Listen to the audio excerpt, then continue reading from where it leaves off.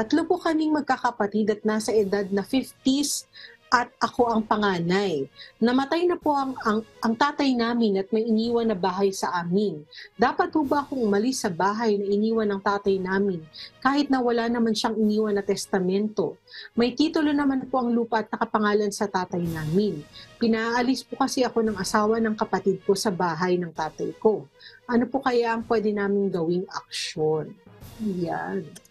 Naku din. Okay, ito talaga Paano ang... ba kapag ganito?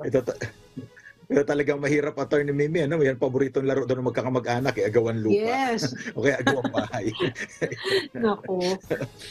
Sad but May true. papayo Sad but natin true. dito kay Arman, sa ilalim po ng ating Kodigo Sibil, kayo ay tagapagmana ng inyong mga magulang. So, hati kayo dyan, equal share.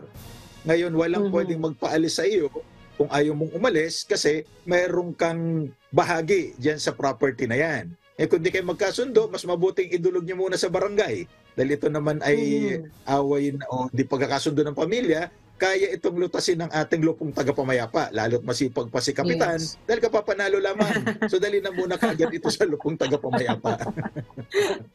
True Dino. Yan. Ganyan po ka-relevant ang ating mga barangay kapitan, no? At ang mga nahahalal sa barangay, talagang yung mga ganyang problema ay kung maaari po ay madala sa kanila para mayroong objective third party, no? Na mas makapagbibigay ng payo sa inyo. Kagaya ng sinabi ni Dean, lahat po kasi kayo doon ay may karapatan. Lalo na po ang nagpapalis din yung asawa daw ng kanyang kapatid. Hindi man lang yung kapatid niya, no? Yung asawa ng kapatid, mas mahirap. Oo. So, mas magandang mapag-usapan po. Kasi nga po kung tutuusin, under our existing laws, pantay-pantay po kayo ng karapatan dyan. So, hindi naman dapat paalisin. Mas magandang pag-usapan kung paano ba yung magiging hatian. Kasi lahat nga kayo ay may equal right. Co-owners, diba din? Co-owners kayo ng naiwang ari-arian ng inyong yumaong tatay.